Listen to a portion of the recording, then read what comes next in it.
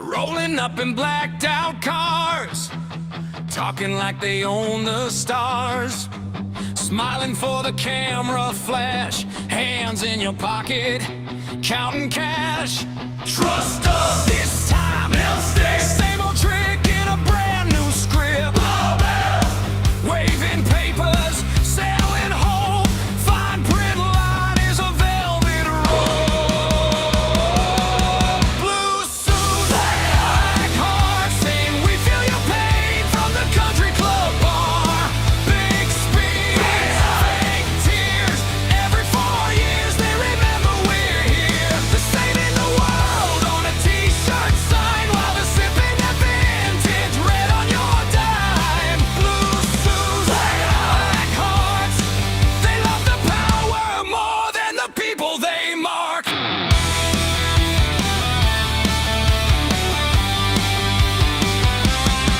Every problem, they've got plans. Step 1, take more from your hands. Step 2, pick a team to blame. Step 3, walk off with the game. Talking justice, talking care, till you ask, hey, why's my street bare? They built mansions on those dreams, then called you cruel when you asked what it meant. Blue suits, black hearts, saying we feel your pain from the country club bar. Big speed, fake tears. Every 4 years they remember we're here. They're saving the world on a t-shirt sign while they're sipping that vintage red on your dime. Blue suits, black hearts, they love the power more than the people they mark. Raise your hand if you're tired of the show.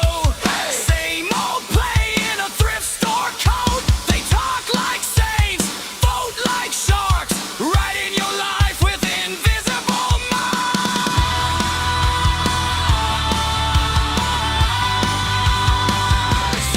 Blue suits, black hearts, saying we feel your pain from the country club bar. Big speed, fake tears. Every 4 years they remember we're here. They're saving the world on a t-shirt sign while they're sipping that vintage red on your dime. Blue suits, black hearts, yeah. The mask falls off when the cameras go dark.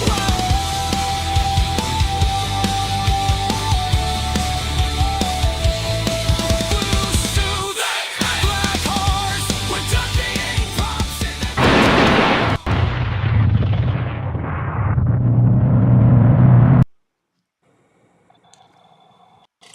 And we're live. Is that right, Scott? Are we live? Are we here? The debate is still out there. We're live. That's true. But we're not cadaver. We're live. Everybody. But we're not necessarily alive. Yes, got it. We're live. We're not mortally challenged, and so we're allowed to vote. We're in California for You Radio, starting off this week, and for everyone out there, we're going to remind you 5,500 times, it's showtime, meaning the election is on. Those of you waiting for June 2nd, God bless you, but we have to vote, and we have to vote now. In about 15 minutes, we're going to have Gloria Romero on running for lieutenant governor. And no matter who you vote for, unless you're voting for Democrat and kick race, burn your ballot, get out there and make sure you get your vote cast. And I want to start off, I've done a number of those this week. And as you know, we blast this out on social media everywhere, at Netter Mike on Twitter, at TextFighter7.com on Facebook. It's being blasted out in our rebuild groups, the Steve Hilton group, mine on LinkedIn, YouTube. It's very important that you share the show tonight. The second most important thing you'll do this week, which is voting. In Netter News today, which is free, and you have that kind of money, which came out again this evening, we put a number of voter guides on to help things you're not sure. Because I want to stress again, 100% of your ballot, not just turning in for governor or your local city council, is extremely important. I did a long show on Monday Mike, night. why is that important? People might not understand the drop off between the top of the ballot and the bottom. Well, I'll use my race as an example. There's going to be about a 45% turnout, if we're lucky, of people that turn in ballots in California. In my race, the exact same group of people, there will be about a 20% turnout. The party of apathy takes over as you go further down ballot. But let me start with something. We're free. We finance ourselves. Netter News is free. The subscriptions are free. But if we were to pay each of you, and we're not going to, don't get too excited, $100 to watch the show, you would jump on that and do that. If I told you I was going to send you $100 in the mail, you'd be looking for that envelope, you'd open it up, and you'd put that $100 in your wallet. When you get your ballot in the mail, I'm going to introduce my co-host for 1 second. I've been remiss. It's been a busy day, as you can imagine, with my election going on. Treat that ballot like it's $100 bill. The number of people on shows that tell you they've misplaced the ballot, they didn't know what it was, got it in the mail. Treat your ballot like it's currency, because throwing away or losing that free like losing $5,000 to $10,000 check, because that's what it cost you to keep electing in your wallet. That's my opening rant. Kurt English, Scott PR. Gentlemen, because I'm extremely upset, and why I'm holding fire a little bit tonight, of the number of people that tell me they can't find their ballot or they don't know what to do. So help me by weighing in a little bit. Well, let's talk about that. Let's suppose somebody watching tonight or one of your neighbors or family members can't find their ballot. There are options. Mike, can't you show up to the polling place, one of the vote centers, and say you lost your ballot, and they'll give you a provisional ballot, right? It's not even a provisional. Let me go over that. So correct. Vote centers opened last Saturday or Friday, and so you can go vote in person. And so it doesn't matter whether you have your absentee ballot. Certainly, if you filled out your absentee ballot, you can walk it into the vote center and put it in the box, which is probably the safest way to make sure it doesn't get lost or tampered with. But it doesn't matter. If you don't have your absentee and you just want to go vote, you show up there. You don't need a voter ID. You just tell them who you are and what your address is. They print out the ballot based on your address and your registration. They check to see whether or not you've already voted by absentee. And if you've already voted, then you cast a provisional, because chances are someone else voted instead of you, and you want to make sure that your vote counts, not theirs. But likelihood is you're going to walk in, you haven't voted, and they'll give you a ballot and you vote. Or if you've got your absentee ballot, you can mail it in. I don't recommend that, but if it's your best option, by all means, mail it in. You can drop it in a vote box, a ballot box that the county has all over the place. And regardless as to what county it is, you've got ballot boxes that get emptied every night all over the county. And then, of course, the vote centers, you can go and vote in person or drop your absentee ballot off in person. So those are your options. You don't have to worry about losing it or whether you voted or not. If you don't remember, just go to a voting center. You can vote. I want to say again, make sure that you vote. Vote on 100% of your ballot. Again, you can Google Netter News, and you can find guides we put in Netter News. There's all kinds of guides you can Google, etc., but get your damn vote in. We can see how it's going right now in the portals by party registration, by age, and all kinds of good stuff, and we're holding our own. Remember, in my district, for example, I can see how many Democrats and Republicans voted, but I can't really tell. I just know that you've turned in a ballot. I cannot tell if you've actually voted for the office of State Senate 22. 1 second here. I'm going to go ahead and text Gloria because I know she's actually got another gig going on right now. And Gloria Romero, the lieutenant governor, she's amazing. And the story and why you need to vote for lieutenant governor and secretary of state and attorney general and state senate, the list goes on, is incredibly important. Again, I've said this so many times that those of you listen to me regularly probably think I'm going senile, which I may be.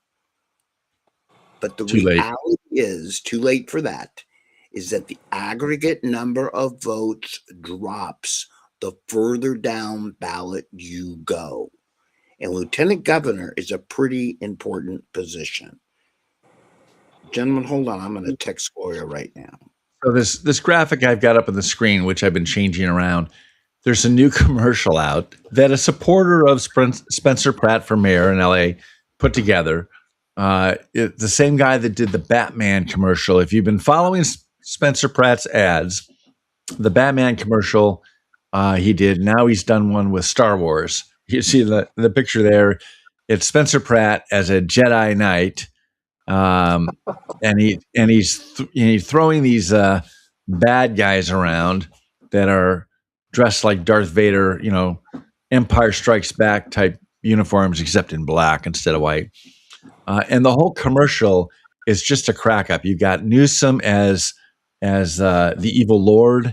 You've got Karen Bass as Darth Vader. It's just a crack up. The creativity that's out there and going out on this. I had a guy ask me today. He goes, we're setting this new standard with this artificial intelligence generated ads, and people can put anything they want. They can lie. They can do whatever.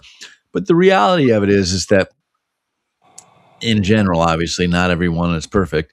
The Republicans, they have to make stuff up in order for them to put an ad together with us. In the case of Democrats, all we're doing is using their words against them, and they're hilarious. That's why they're funny. And when they try and generate something like that against Republicans, like against Trump, it's not funny. It's not true. And everybody knows it's not true. But in the case of Karen Bass, it's true. Newsom, it's true. Kamala Harris, it's true.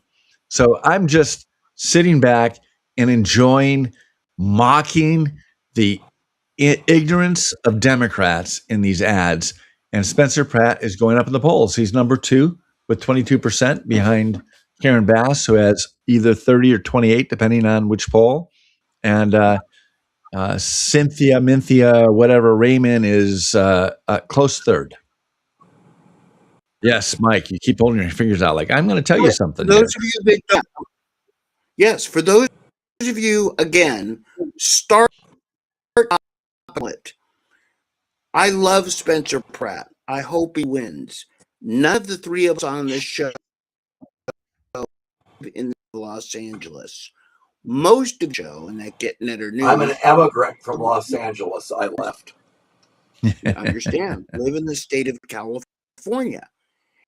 And the reality, get your damn ballot and pay attention to all the offices. Spencer Pratt is awesome. No, very few people hate Karen Bass as much as me, but the reason most of you don't live in the city of Los Angeles is because of people like Karen Bass. And I hope like one day, we've got a lot of stories on Los Angeles tonight. You can gotta go to downtown LA today and to see some studios, to do some recording, and do drive through. And I took some pictures of the Sixth City Bridge, the new bridge they've opened as I was driving. By the way, State Farm, if you're listening. You mean the one without lights and no copper? Correct. Already graffiti, they continue to clean up the graffiti, etc., etc. But look, guys, it starts where the Democrats, bad Democrats, took over Los Angeles. Pay attention to your ballot, to your city council, to everything that you can. We're on the fly, as we always are on the show. And Scott, I am getting ready to send you the newest Gloria Romero video, which I literally just got in. And when Gloria comes on in a few minutes, we'll try to upload that and get that played. Is that possible while we're on the air? I've already got it uploaded, ready to go. No, I've got a new one. Just came in. Oh, no. Send it to me. I'll see what I can do. I'm trying to do that. So I'm going to, do we have 30 seconds? I want to play your ad. Yes, 100%. And by the way, for everyone, play my ad. I want you to watch and tell me if this scene looks familiar. Hit me. I was going to set the scene. Now you want them to guess afterwards? Go ahead. So Mike was on assignment and he was in New York. And so he decided to go down the golden escalator, the one made famous in 2015 when Trump announced his candidacy for president. So we did our own Mike twist on it. Let's watch it. California's hurting, people fed up and mad. Taxes going higher, roads looking bad. Then the crowd goes crazy, cameras all around. Mike Netter hits the escalator coming down. Netter's coming down, gonna turn it all around. From the valleys to the coast, hear the people getting loud. Jobs up, gas down, bringing common sense to town. Mike Netter's coming down to save California now.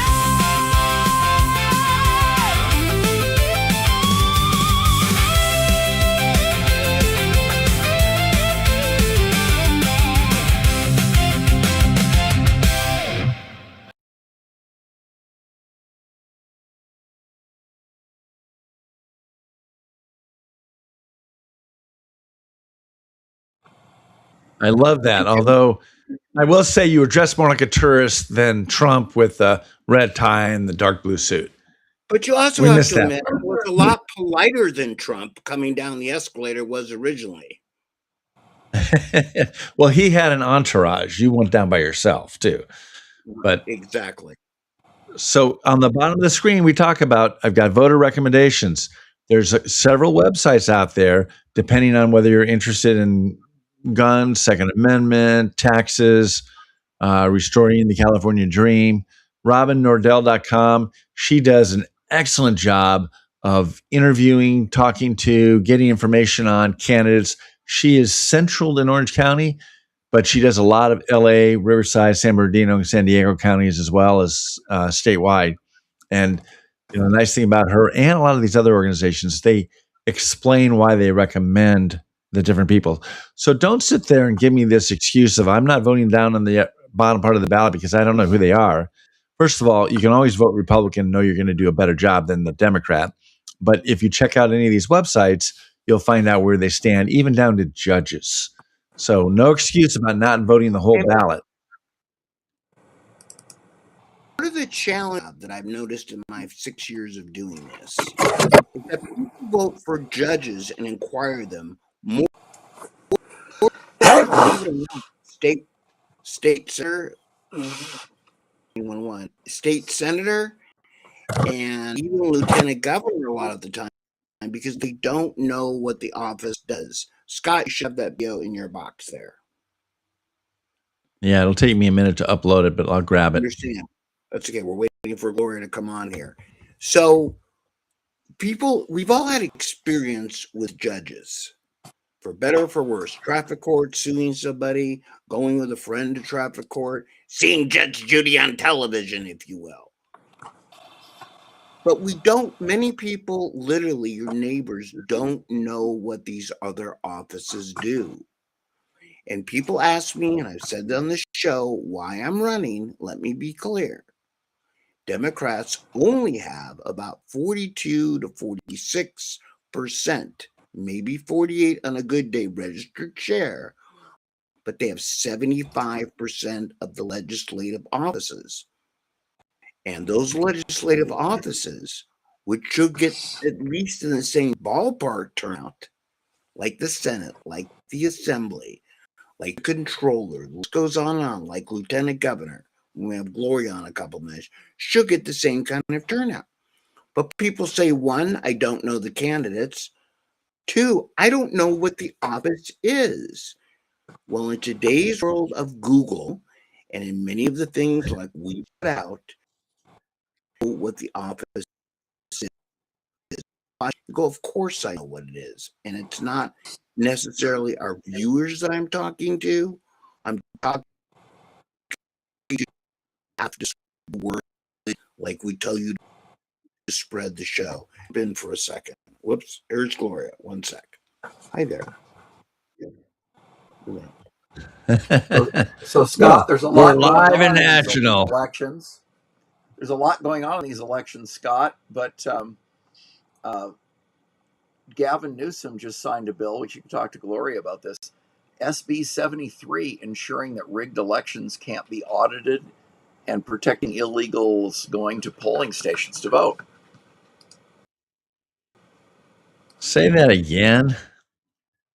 SB 73 is going to Yeah. protect, not let the police be at polling stations, protect illegals, not allow auditing of fraudulent votes, etc. Oh, because if they SB 73. cheat, heaven forbid that we should Catch them. Yeah, we are not even allowed to audit or catch them. Is that the same as the anti-Nick Shirley bill? No, that's a different outrage. So it's another do not catch us if we're making mistakes and giving millions of dollars to illegal aliens. The difference with the anti-Nick Shirley bill is it's unconstitutional. If a state government could ban investigative journalism, they probably would have done that years ago, right? Well, because you're banning free speech. So explain what the Nick Shirley bill does. It bans journalists from photographing at NGOs or anybody involved in healthcare fraud, basically. So rather than going after the fraud, they're basically saying you can't report on it. Yeah, exactly. And what is this new bill that you're talking about do? Oh, this one prevents Gavin Newsom's friends from being caught cheating. How does that work? Well, SB 73 says you can't have the police can't take possession of any ballot boxes without a judge's order. Can't have police at polling places, and so they want to be able to commit fraud and not let you do anything about it. So that's all because our candidate for governor, Chat Bianco, sheriff of Riverside or San Bernardino County, I guess, he went and there was a discretion or just they had a vote discretion in the tallies where the number of votes reported didn't match the number of people that voted by a lot, like 45,000. And so Bianco went and took or confiscated all of the ballots, and because that's his job, right? His job is to find crime and investigate it. And part of investigating that is to confiscate the ballots so that they cannot be tampered with, and then go through the process of counting them. And right away, Rob reasonable to me, Scott. And right away, Rob Bonta, our attorney general, fake attorney general, but selected, filed a lawsuit against Bianco saying, oh, no, you don't have the authority to do that. You don't have the expertise to do that. It's kind of like, hey, if a sheriff's investigating a white collar crime, dealing with, whatever embezzlement, he probably doesn't have the expertise on that either, but he can hire the expertise. He can figure out what expertise is required and then get it. I can't believe that you wouldn't do the same thing with the obviously ballots. Want to cover up fraud. Let's be honest. Exactly. Let's be honest. They want to cheat, and they're going to stop anybody that's going to expose the fact that they cheat. Minor details. All right. What's your next? That's a turn in Los Angeles. That there's a lot of throwing money into that mayor's race because they're afraid that the communist government may be upset by the peasants' rebellion in Los Angeles City. So they're throwing money where? On the communist side or the people side? Well, obviously on the wrong side, because the people in charge of Los Angeles are basically communists, and there's two communists running for mayor, one city councilman and the existing mayor. So, but Benjamin Franklin said people get the kind of government they deserve, Scott. The question is, do the people who did didn't vote them deserve that mess. The homeless people and the drugs and the naked zombies that are not functioning. You know, when I was a teenager, we used to go to Westwood Village to see college girls and hang out, and all the new movies came out in Westwood Village, and it was a cultural center. As All right, wait a second. Let me clarify this. Are you telling me that the girls of UCLA are better looking than the USC girls, and that's why you went there? USC girls would go there with their dates, and that's what we were there to see. Oh, sure. Okay, just want to clarify this. But in any case, everyone went to Westwood in those days. Now, all the movie theaters are closed. The movie theaters are closed. Most of the stores are closed, and 5,500 homeless people live on the streets in Westwood. They've destroyed it. In front of Rodeo Drive and Chanel stores and all the other things. Well, those stores are gone. Westwood was more, student-friendly eateries and restaurant bars, and there was what's his name? The guy who was in The Odd Couple, Matthau. Walter Matthau had a Jack's Corn Crib there in the 80s. I mean, all kinds of fun stuff was there. And, they basically destroyed a nice place. Yeah, and that has when I drove down Westwood Boulevard to do our KABC radio show, I remember driving down Westwood Boulevard and seeing a local pharmacy on my left on the east side of the street that said, "We don't have any pharmaceuticals or money. Like, please don't rob us." Yeah. That sounds like the streets of San Francisco, where they park their car on the street and they leave the windows down and the doors unlocked and the trunk popped so that nobody breaks the car when they go in and figure out that there isn't anything to steal. So they're not breaking windows. Well, the problem, Scott, is it's not just Los Angeles. It's not just Los Angeles and San Francisco, but it's all the blue cities now. Well, and those cities that are becoming blue. San Diego's got 3 or 4 times the amount of homeless that it had just a decade ago. And that city has been going from red to purple to now dark blue over the last 20 years. Orange County, the Board of Supervisors, has got a Democrat majority, and you're starting to see more and more homeless in Orange County. Gloria's in the green room finally. Okay. Let's let her in. You can introduce her. Hey, Gloria. Gloria, hold on one second. I'm going to introduce you. It's Gloria Romero. And for all of us that do live television, live radio, I was looking for Gloria's email under real. This is the real Gloria, but it's Gloria. Gloria, it is such a pleasure to have you. I want to start off by Gloria Romero is one of those people that saw the light of day, but I'm going to surprise Gloria, open my own show. Scott, we just got a brand new video in. Yeah, it's still uploading though, so I can't play that one. Okay, so the show's surprising me. It's one of those nights. Gloria Romero, I'm really honored to have you. I say this about a few guests, but you're one of the ones that actually mean it. He actually likes you, so that works out well. Well, thank you. There's a lot of guests.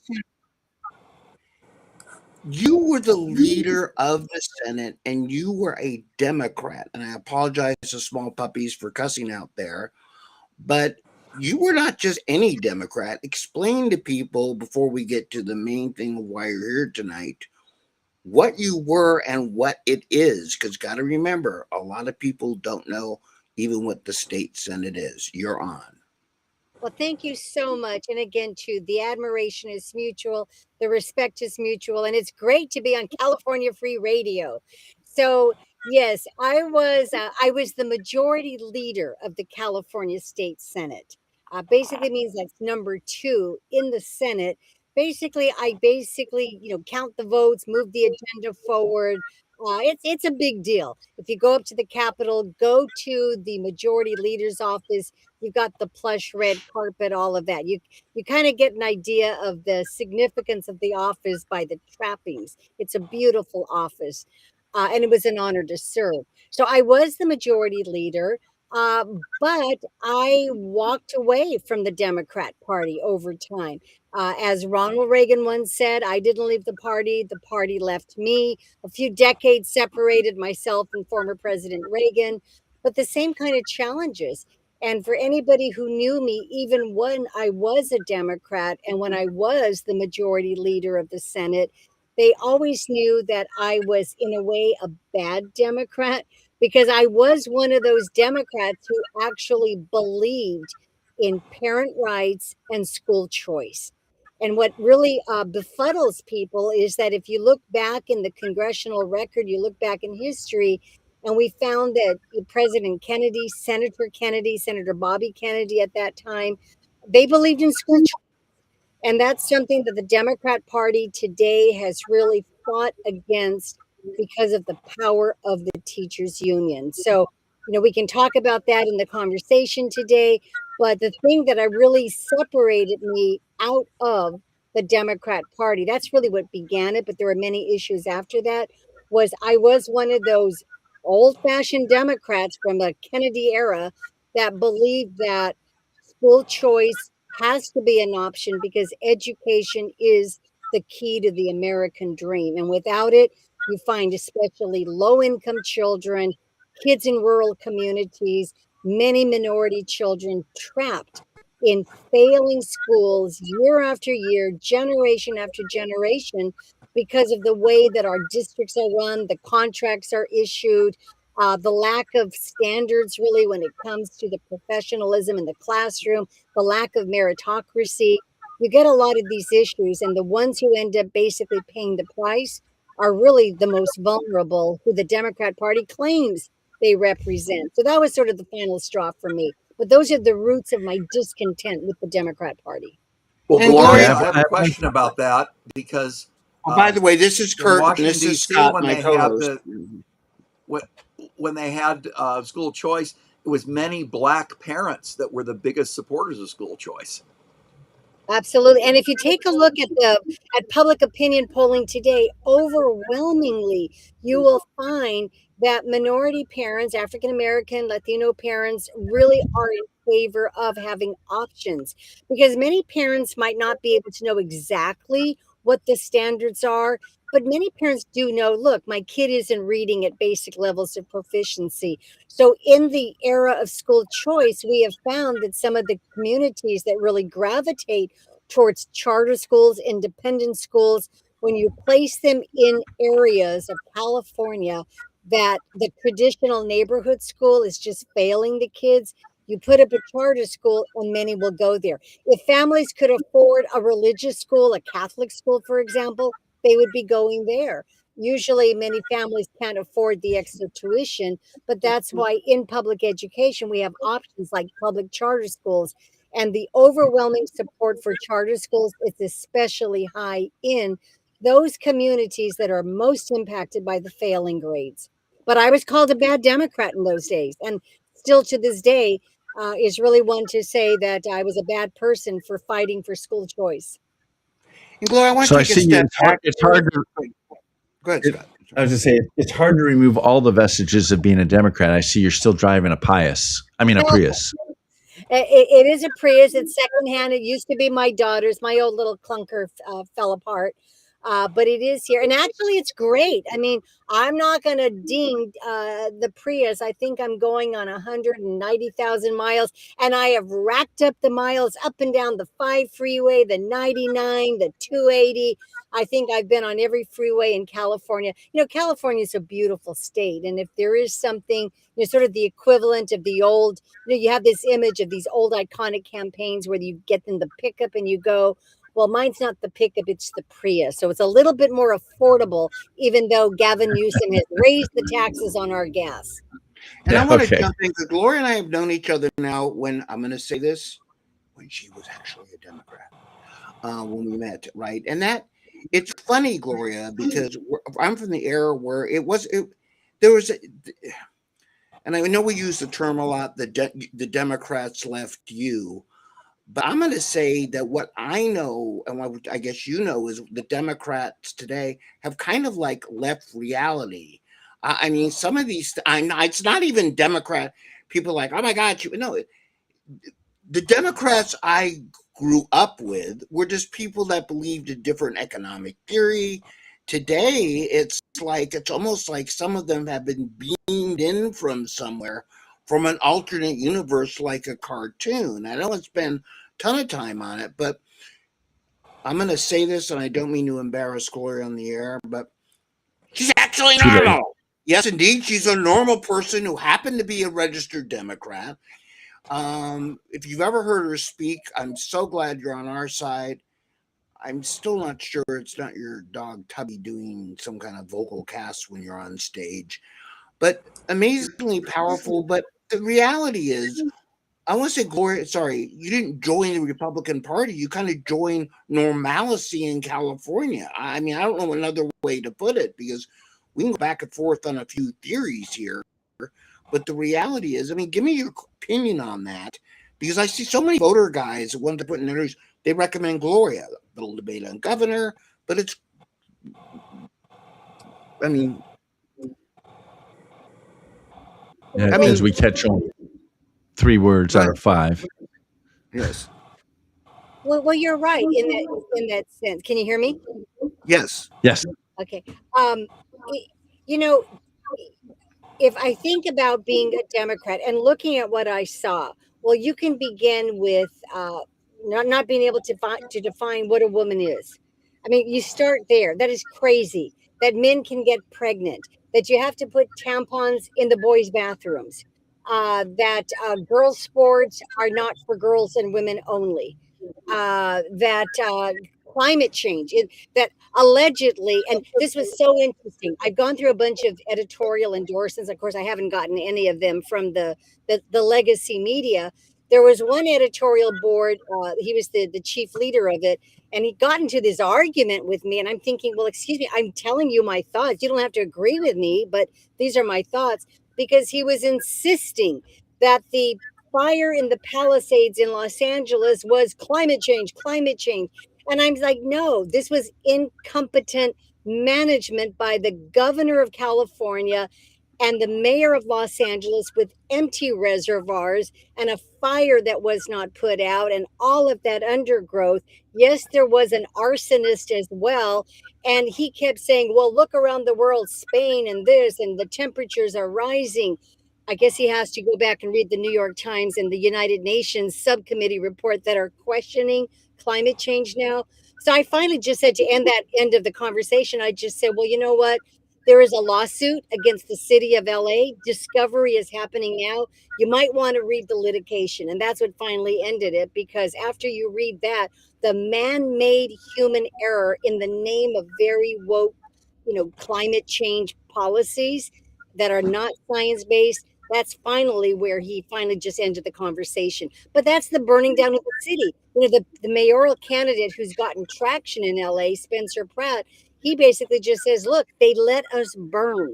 And that was the policy. They let us burn. The undergrowth, you don't clear anything out. Of course, if there's a spark of fire, you're going to see everything blow up. But it's not to say that there isn't the mitigation that had to be taken place beforehand. So it's just crazy. All of those policies and more were ways in which I just thought it doesn't make sense. I think the big one to me, finally, the final, when I finally just said, that's it, I'm out of here, was as bad a candidate as Joe Biden was. At least he went through a primary. It was a rigged primary. Bobby Kennedy was thrown off. They didn't let him on. A lot of other stuff happened. But after that, 14 million Democrats, went out, cast a vote for one candidate, like in a banana republic.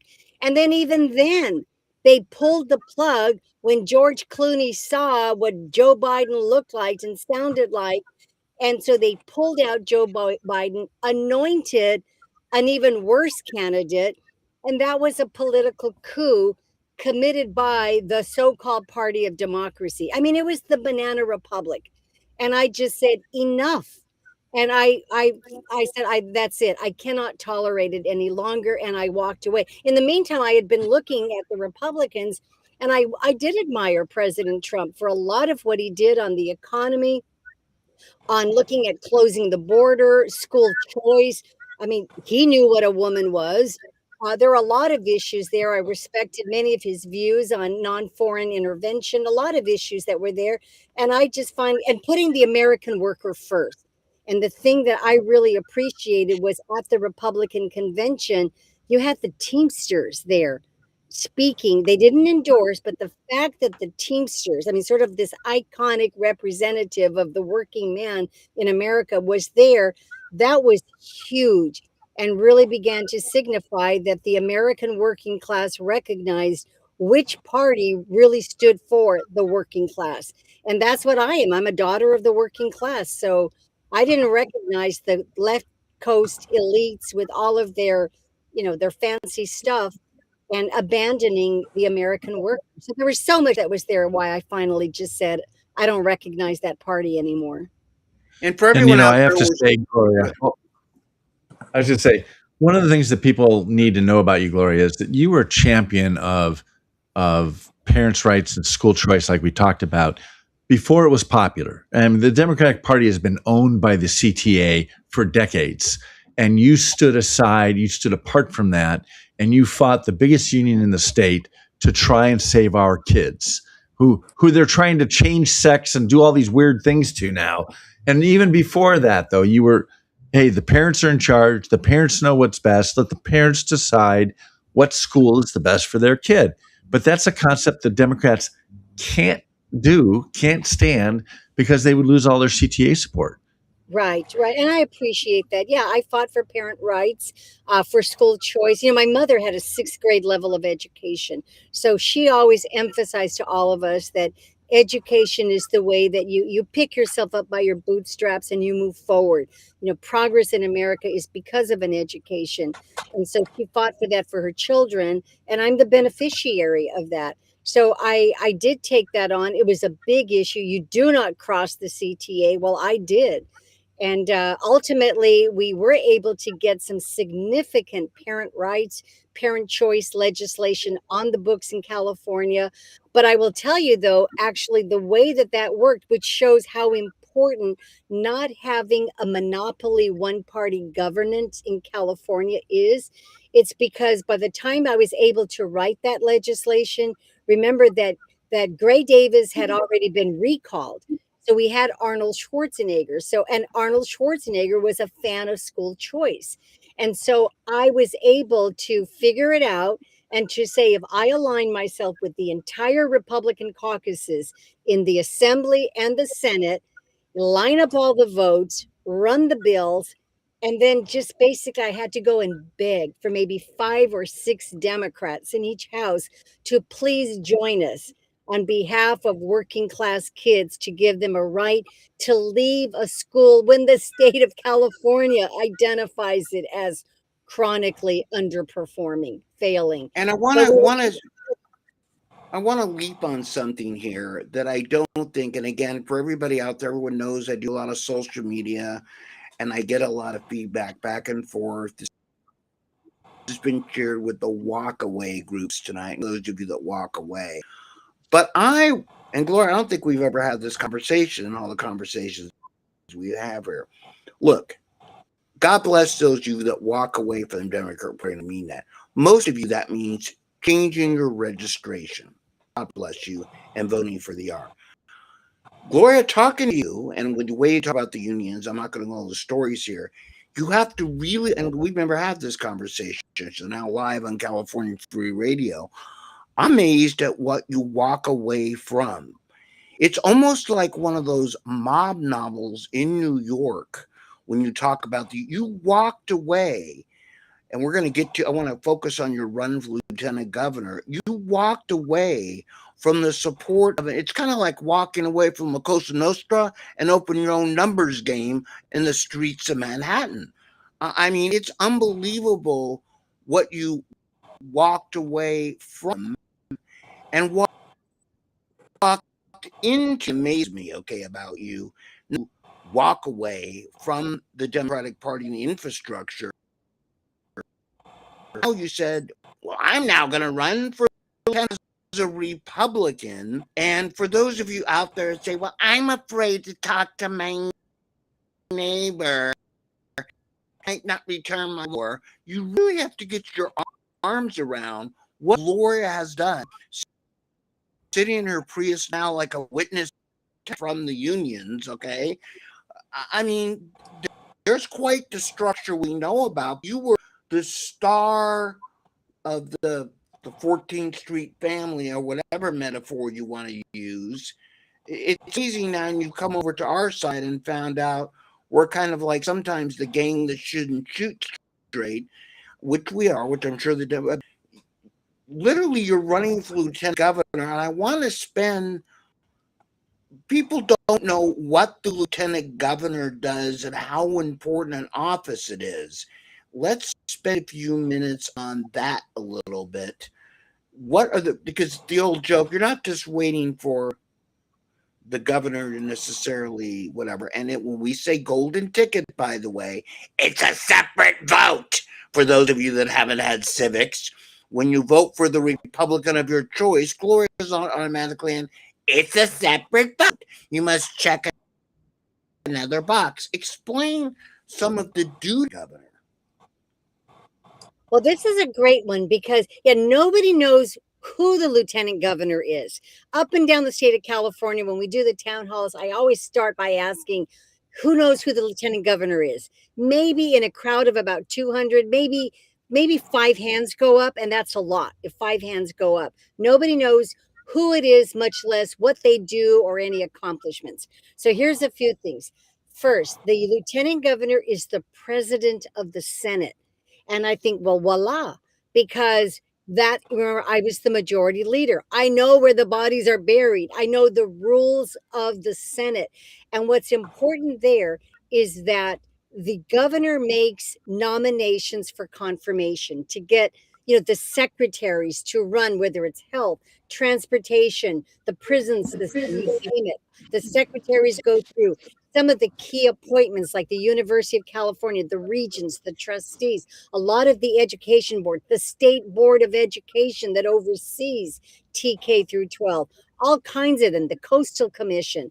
Well, myself as lieutenant governor, day one, I would sit down with all 40 senators, Republican and Democrat, because you've got to move from campaigning to governance.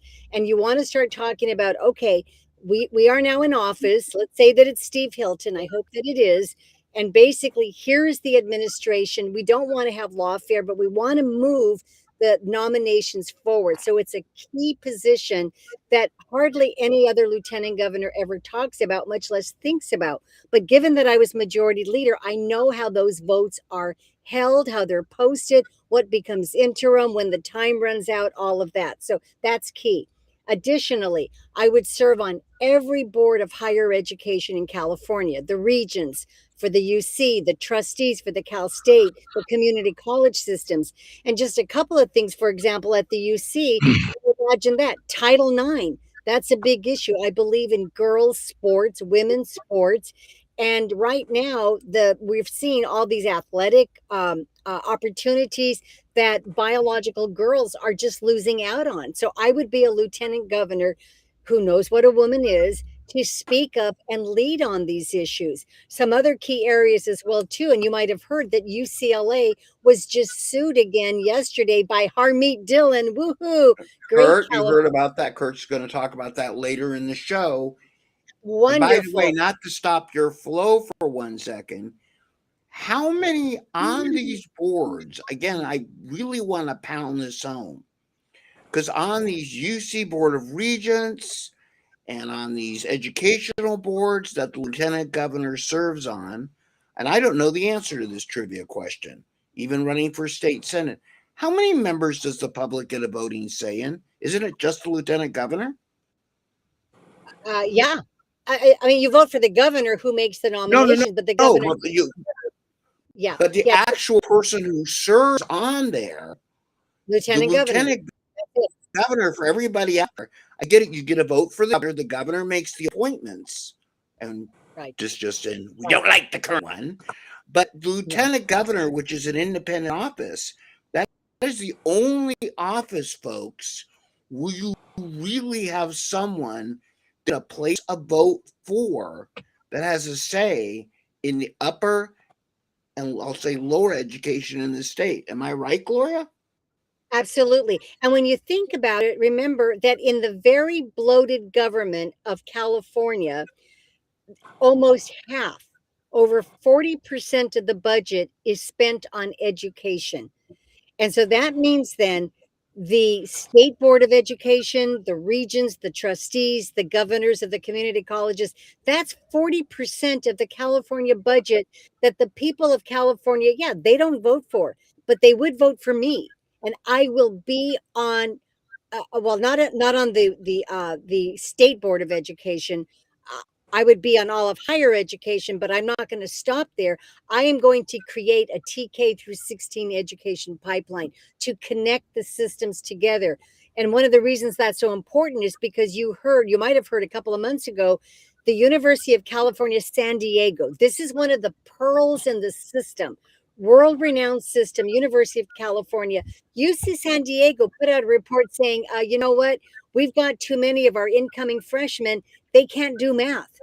They're not reading at grade level. UCLA, again, too, and just a couple of days ago, I think there's 800 faculty now in the UC system have signed a petition saying you've got students entering Berkeley and UCLA and UC Irvine and Riverside, and they can't do math, and they're supposed to be in math and the biosciences.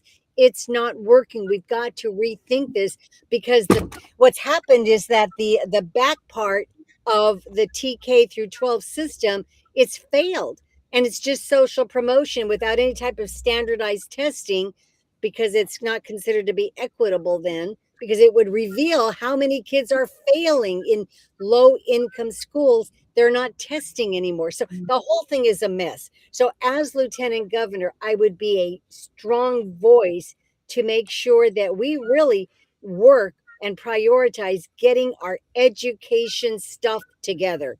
It's failing everybody right now. And I want to What a throw an novel additional concept. pitch here before I let Scott and Kurt chime in, and then we're going to do a world premiere. So stay tuned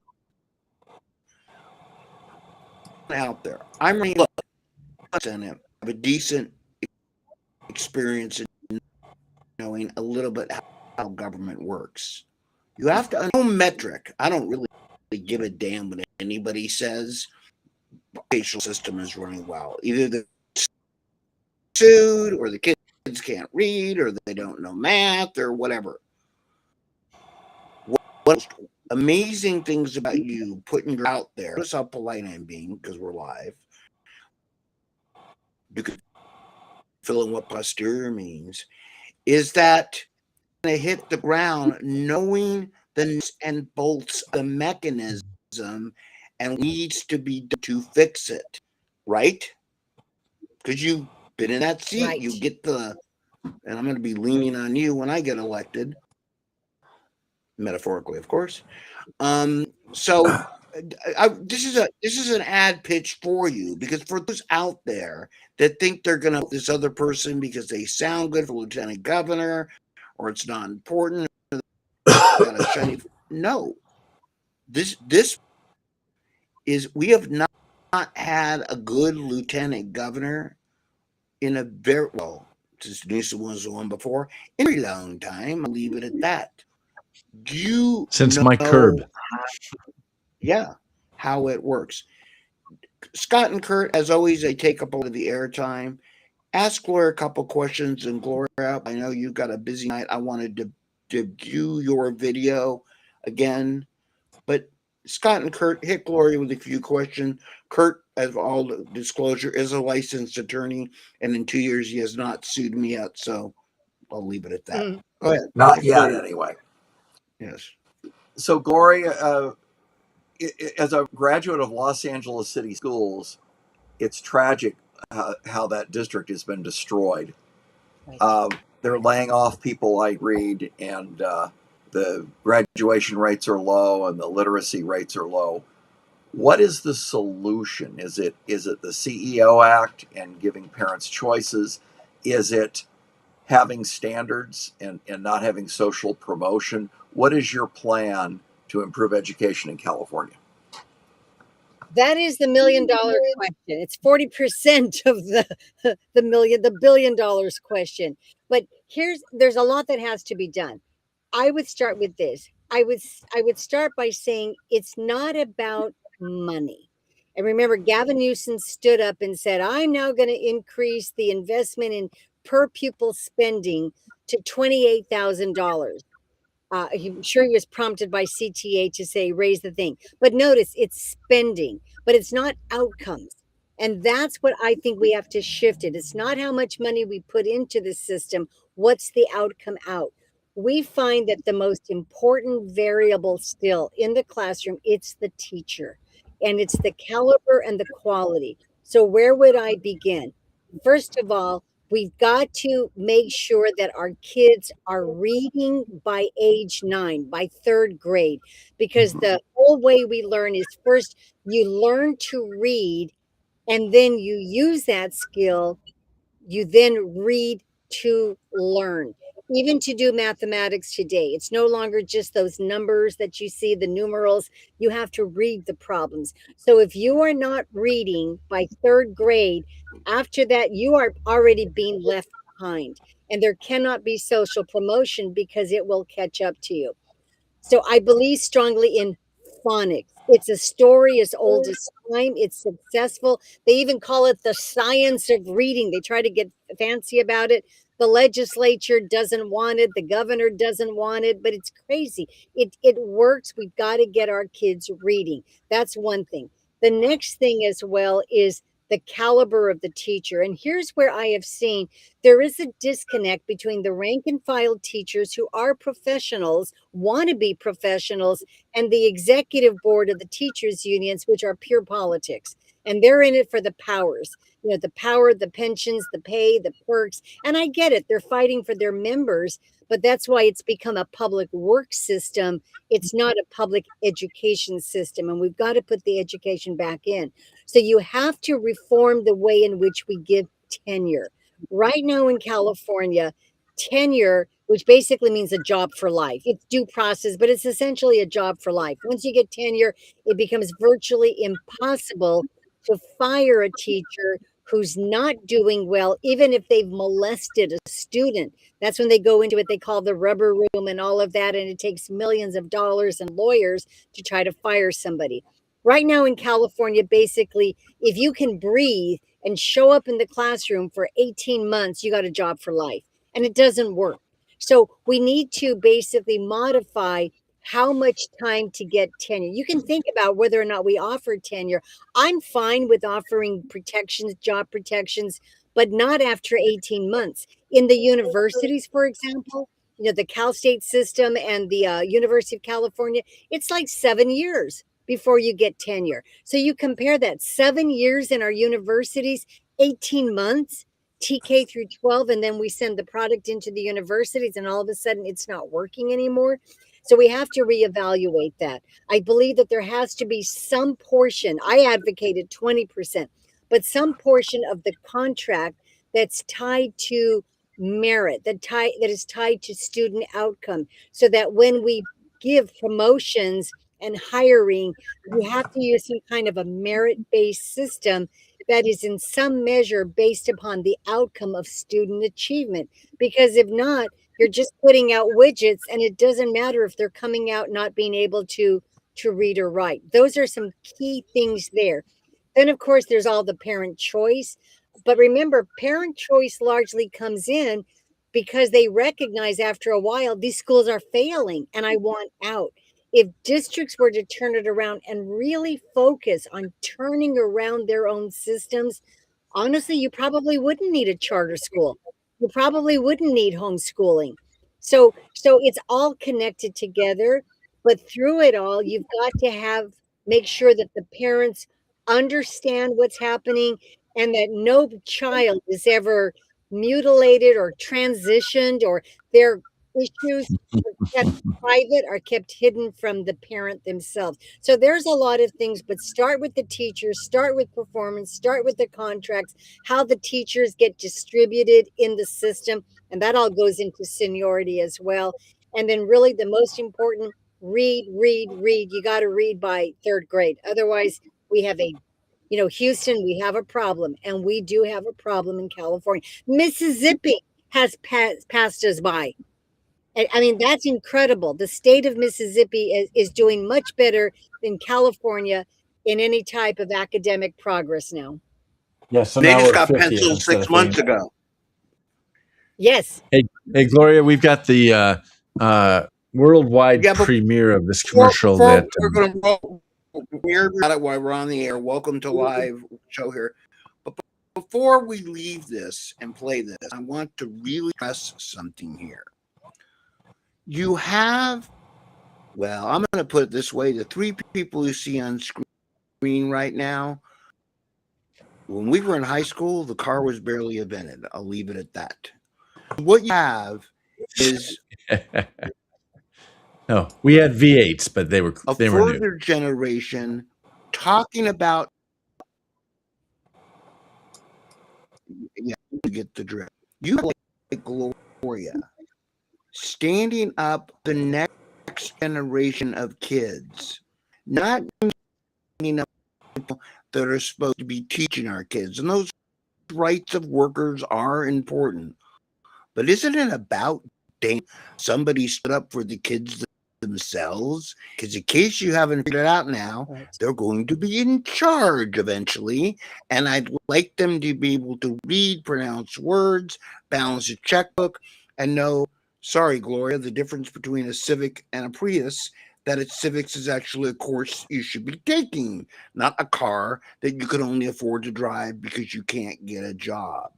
And I want you to listen today, spread this show. And again, if you ever get the chance, look at some of the videos before we even watch the promo video, if you will. Go to Gloria's website. Listen how impassioned she is. Because she's not doing this like Gavin, who has to do this because that's all he knows how to do. Gloria is doing this, a lot like me, sorry, Gloria, because we simply give a damn and want to serve. And these are the people you need in charge of California. Pretty simple. Gloria, have you seen this yet? I've seen it, but before it was in its final form. So this is actually the premiere for me too. And let me give a shout out to my communications director, Jeffrey Whitaker. He really worked with me to create this, so I want to give him a shout out as well. Very talented young man. Excellent. We have one right, a shout out. We're probably not going to do the whole 4 minutes, but we'll do the first half. Here you go. Start.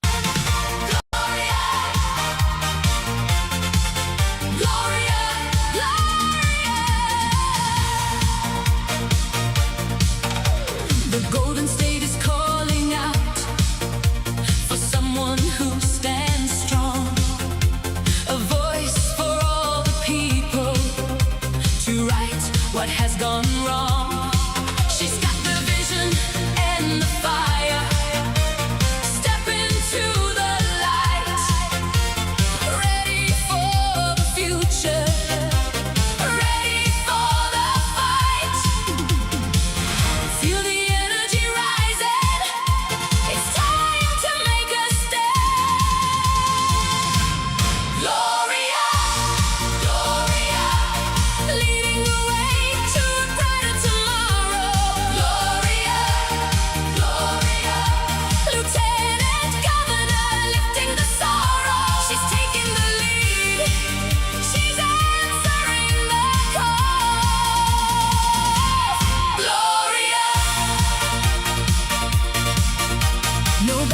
She holds the line. Her spirit won't be swayed. Building up California, a promise that she's made. From the valleys to the cities, the message rings so clear. A champion for the future. The moment is right here. Feel the energy rising. It's time to make a stand. Gloria, Gloria, leading the way to a brighter tomorrow. Yay! Now, that's half I of am it. going. Very well done. Yes, that is an amazing video. And Gloria, I know you may saw my video early. By the way, I mean coming down the stairs of Trump Tower. And by the way, it took We still 16 can't. takes. I can't see you, Mike. Where'd you go? Oh, sorry, I turned my camera off. He's hiding. It took He's in, 16 takes in, for me to in. not fall down. It took a village to make me look good. Gloria posts this all over the place, and here's what I want everybody to do before we let you go, because I really appreciate you coming on tonight because you're big time. Everyone out there, we talk about doing the show. This is on Gloria's feed too, on Facebook, on LinkedIn, on my feed, on Scott's feed. Spread this, because again, the party which has taken over California is not the Democrats. You've heard me say this a million times. Party of apathy. Those that don't vote for lieutenant governor, that don't know what the office is, that pick art, that don't understand the candidates. Put your divide down. Gloria can't cross the divide, not necessarily to side with the Republicans, sorry, rednecks, to side with normalcy and for Californians, because we're all Californians, and it's about time we do what Gloria did and stood up for being Californians and unite as one. Gloria, this is going to sound rather draconian. Do you have any final words? Vote today. This is a critical election. We can make California golden again. I ask you to go out and vote. We need to do this not only for ourselves, but for our children, to make sure that California really becomes that land that our parents gave to us and that we want to pass on to our children. So I'm so grateful to everybody. I'm honored that I get to be the nominee for the Republican Party to be lieutenant governor.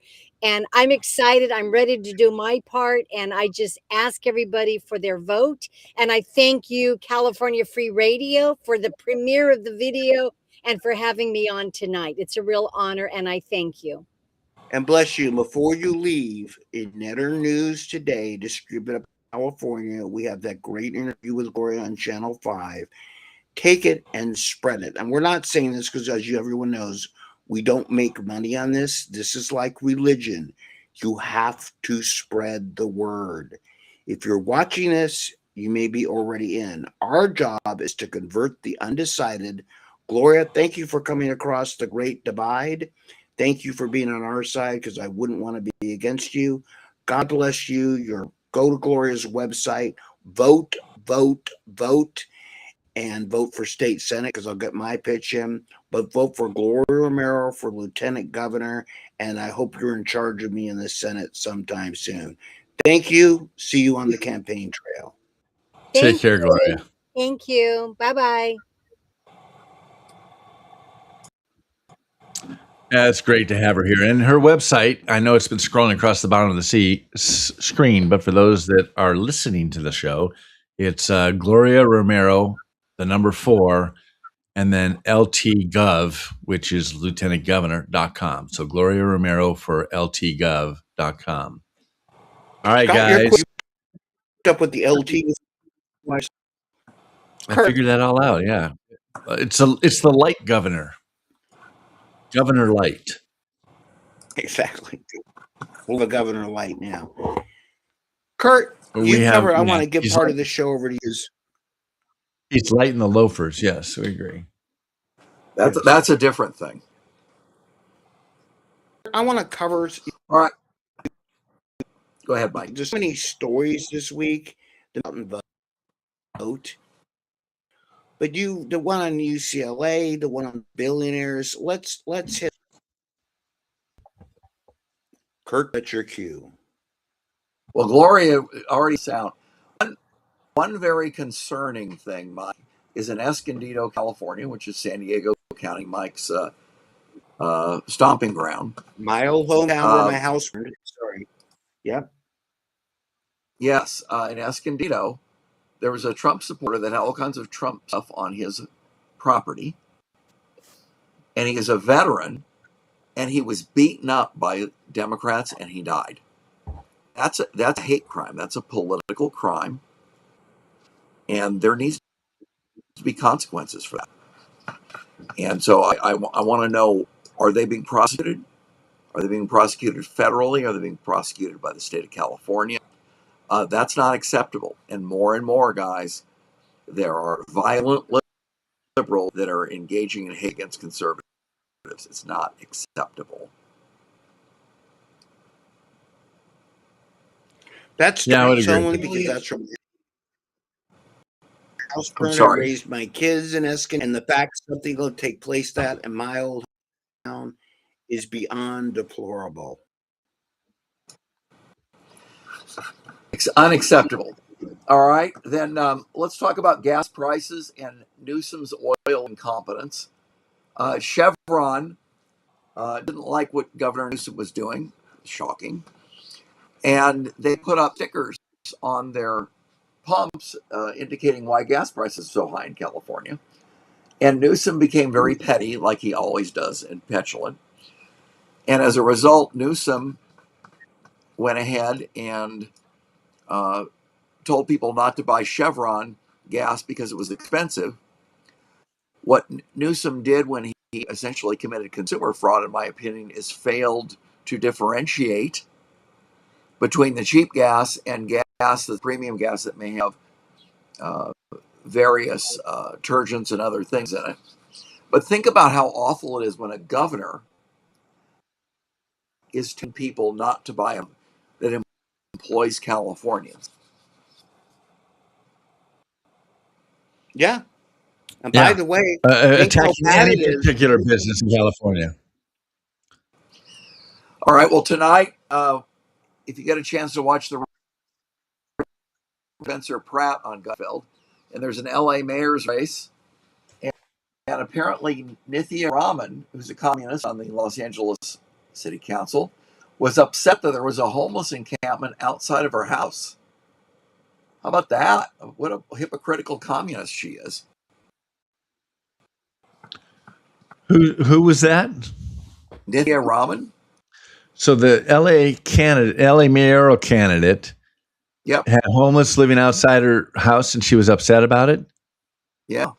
Who would have Rules thought? for thee, but not for me. Yeah, hello. I mean, it's her fault that that all the homeless are out there. So, oh yeah, I feel really bad about that. World's smallest violin. Yes. All right, then that's this world's smallest violin. Let's see. An important initiative on the November ballot. We're talking a lot about the June ballot, but this matters. The unions have put an initiative on the November ballot to limit hospital executive pay to $450,000 per year. So, what do you think is going to happen to hospitals? They're going to do what? They're going to lower their pay, Scott, or are they going to do something else? Well, they have a couple of options. One, it's hard to leave the state and get a job with another hospital. They'll just move the hospital headquarters out of the state and take the jobs with them in the tax revenue. Well, definitely the headquarters will go out. But when you're talking about hospital administrators, usually they're in the hospital that they're administering. And so you probably can't really don't make $450 a year. Oh no, they make a lot of money. They've got a lot of responsibility. They're running a multi-million-dollar operation, and they deserve every penny of it. But yeah, they'll figure out a way to get other compensation. You know, they'll get the car allowance, they'll get the stock options, they'll get other ways to get around it. But there's the basic thing, you pegged it right at the beginning, is that what business does Newsom have in deciding what the appropriate pay is for a hospital administrator with all the responsibility that they have? It's none of his business, and I think they'll be sued. No. Well, hold.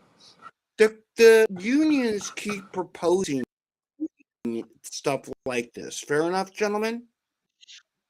Yes. Here's what I propose to everybody. Here's what I propose. Next cycle, we get it on the ballot that head of a union and a separate one for public can make $150,000 a year. What do you think of that? That's a why, good one, Mike. Why stop there? Why don't we just insist that it become a volunteer position as a union member that's still employed as a teacher or whatever, and they don't get any money, and if they get any compensation at all, it's illegal. Well, the other thing is, hold on, Mike. I've got an even better Sorry one. to jump in.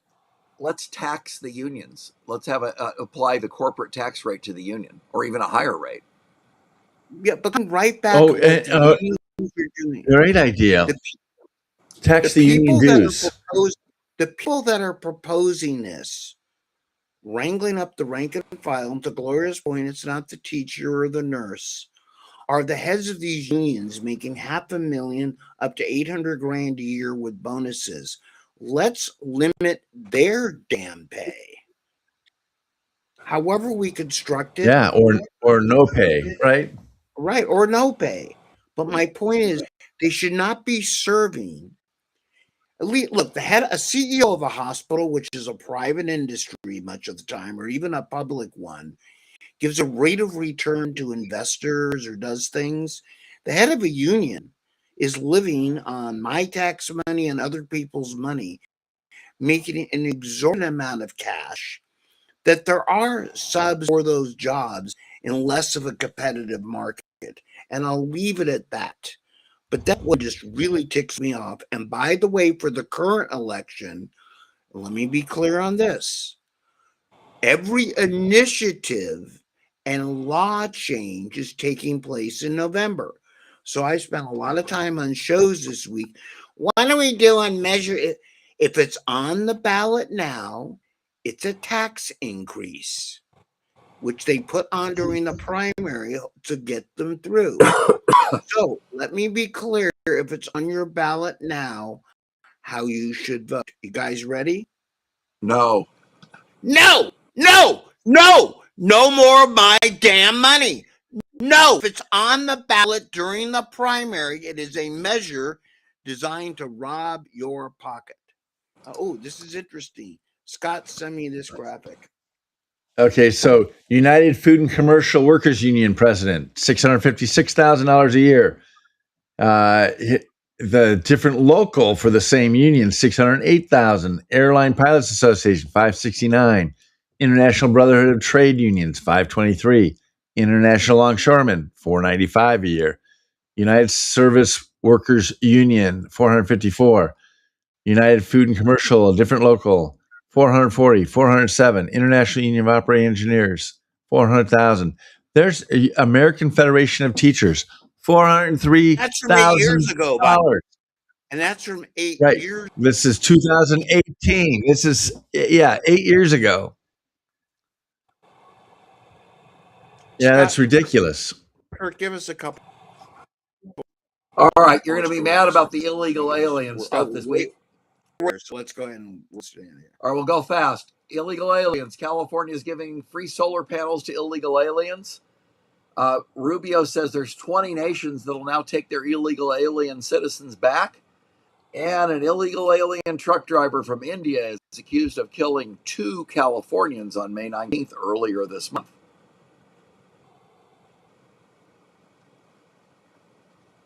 Yeah, and they were licensed in California. And then you have some, the Supreme Court decided not to hear that dispute between California and Florida. Now, the Constitution, you can correct me if I'm wrong here, Mr. Attorney. The Constitution basically says that states would go directly to the Supreme Court to resolve disputes between the states. So here's a dispute. Florida doesn't believe that California is following the rules and issuing commercial driver's licenses, and they're giving incompetent and illegals that can't even read English California or commercial driver's licenses, and they're causing accidents that are killing people. And so Florida wanted California to live by the standards that they are all supposed to be living to. And the Supreme Court decided not to hear the case. So, Scott, since we're at the end of the show, I'll make it fast for you. The Supreme Court screwed up in Alito, where Thomas pointed that out. It was a bad decision. but here's my question for you, Kurt. If you were Ron DeSantis of Florida, and you got basically a no decision, right? They said basically we're not going to interfere. Oh, I just go ahead and withdraw the suit and file a slightly different one and go again. Oh, why shouldn't you just sit there and say, well, wait a minute, we were trying to get them to follow the rules, so now we're not going to honor any commercial driver's licenses issued by California or Washington. And Or just any arrest- driver's license. Any driver's license. Just commercial driver's licenses in particular, and from those two states in particular, because the Supreme Court basically said we don't care. So to me, that means you can regulate it. You don't have to file a lawsuit and arrest every single one that drives without a valid Florida license. commercial driver's Make license. it go back to the Supreme Court. Then take the case then. And of course, you're going to have legitimate California and Washington commercial driver's license guys. They're going to get hurt by that. But that's what the Supreme Court. Some of those people are going says. to be leaving the state anyway. All right, one last thing before we go, guys, and this makes me angry as we approach the 250th anniversary of our great country. There is a woman who is running for Congress, a Democrat, that refuses to say the Pledge of Allegiance because she doesn't like our country. So why is she running for Congress, Scott and Mike? Oh, like Ilhan Omar, she hates the country and wants to change it into their mold. She's a communist. In the old days, she would have been laughed off the ballot. Now she's a serious contender in the Democrat Party. And what does that tell you? In the old about days, the they knew what Democrat to do Party? with traitors 250 years ago. Yeah, they'd hang them. We should honor, we just had Memorial Day. And on Memorial Day, we Eddie. honored Nathan Hale. Nathan Hale was in the U.S. military during the Revolutionary War, and he volunteered to spy on the British. He was caught, and William Howe ordered he be hanged, which was a very harsh penalty at the time.